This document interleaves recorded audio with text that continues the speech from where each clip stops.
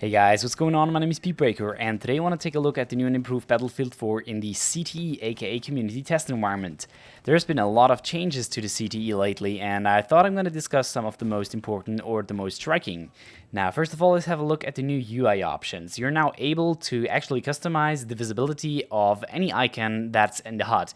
The friendly icons, the enemy icons, the health bar when it's zoomed, the icons when it's zoomed, the info, if it's zoomed or not. You can customize all of these values and set different visibility options. You also are able to set the scale of distance there, which basically just allows you to make your opponents, or rather the icon to the Dorito, not to go as small as it currently is. Because as it currently is, this value is set at 100, so it scales as most as you can. I set this down to like 50 for the enemy icons because I wanted it a little bit lower, and I just changed some of the values there, as you can see. Now also you can change the icons for common, which is like the objectives, the MCOMs, and so on and so forth.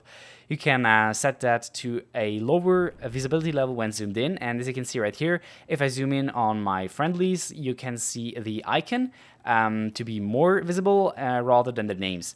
And as you can see, the BMCOM to the right kind of fades out when zooming in. Now, they've included this option to prevent HUD Clutter, and if you're zoomed in, you don't really want to see the name tags of your friendlies. You just want to shoot at the enemies, and that's what you want to see highlighted. Now, here real quick, you can see the new visual recoil system, which I'm not quite too sure how this is going to work. It somehow kind of keeps your red dot at the same spot, and I'm not quite a fan of this, so I just keep with the Cobra sight rather than a Coyote or red dot sight because I simply don't like it.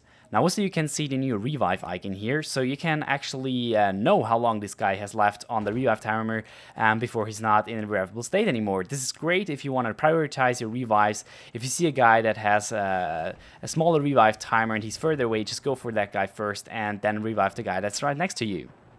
Now, next up, we've got some chat changes. As you can see right here, we can have a chase camera. If you're in third person, you can press the right mouse button and you go into the chase camera. This is great if you're dogfighting. You'll see it in this clip here later. I'm actually dogfighting and I miserably failed because I've never flown in Battlefield 4.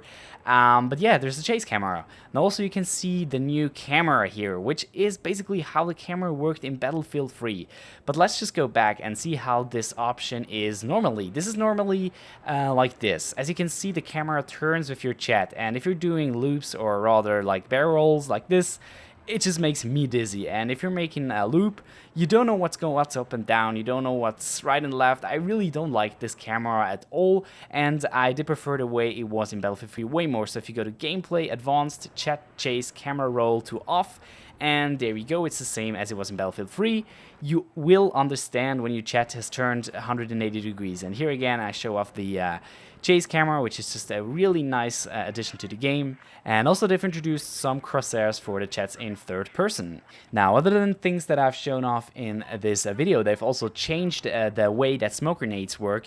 Now, basically, they do create a thicker smoke and a larger and wider area that the smoke grenade covers, so you can really push up to the MCOM with smoke now. That's really possible now. Before it was kind of hard to really pull off, but now with this thicker and larger smoke, it's really nice to kind of get your way through the enemy, and also enemies can no longer be spotted through the smoke. That was already the case before, but I thought I'd just mention it anyways. Also, they've introduced the China Rising maps into the CTE map rotation. I really like that because those maps were really a lot of fun to play on. Next, they've toned down and also removed some of the worst third-person head-flinching reaction animations. This is a great change to the game. I've never found this to be too big of a deal, but it's good that they did something about it, so the avatar of another player is kind of staying at the same spot when you shoot him in the head. Furthermore, they did some changes to the obliteration game mode. Now the bomb position is no longer updated all of the time, and that was kind of a big gripe for obliteration for me. I thought it was kind of game breaking. So now the HUD is only showing the bomb location every 5 seconds. So basically when someone's got the bomb, only every 5 seconds you get the latest location. That's a very nice addition to the game, and that's basically what I've always talked about when I talked about obliteration. Why not just include something like that? Now, this is actually not the case if the player carrying the bomb is in a vehicle, then the HUD is gonna update constantly as usual. Also, they've raised the bomb icon just on top of the head to alleviate the problem of HUD Clutter in obliteration. Now, finally, they did a lot of changes and tweaks to Rush. They've actually changed pretty much every position of the MCOMs. They've pretty much changed all of the vehicles, the spawn points, the out-of-bounds regions, just pretty much everything about Rush. every map they've pretty much changed or kind of tweaked, which is a good change for me because in Battlefield 4, Rush was kind of a letdown in my opinion. And they've also made it so that when the round starts, there is a pre-match timer so people can actually join in, and it's not a SSD master race, so people have not even spawned in and the enemy have already armed the MCOM. Also, they've changed the time limit per base from 60 to 15 minutes. I mean, 60 minutes, come on guys. And they've made 100 tickets the default Rush ticket value on PS4, Xbox One and PC. A very nice addition to the game. Of course, on the smaller player count server, the 75 tickets was working. However, on PC and on the next-gen console, it was kind of a pain in the ass. 75 tickets on a 64-player server was just over in about 2 minutes, so it was really no fun, and I really like this change a lot. Overall, I think that's some pretty awesome changes to the CTE client and also the vanilla game. There's been a lot of cool things coming from CTE and a lot of things that I could try out and see if it would really work in game that they can now introduce into the normal game. I really do think that with CTE they've gone so far and they've made so many changes to the game in such a short period of time that I'm kind of convinced that this game could potentially become really, really good. I mean, it's been almost 7 months or something, or 10 months. No, I don't even know. It's been so long since Battlefield 4 launched. And finally, we're seeing some really important changes made to the game that make the game so much better than it was before.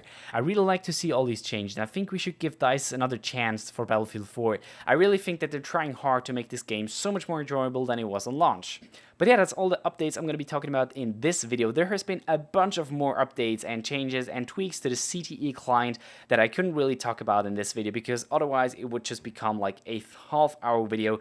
But yeah, that was it for today's video, guys. I hope you enjoyed it. If you did, please make sure to leave a like and a comment as it helps me out tons. But have a good one, and until the next one, cheers.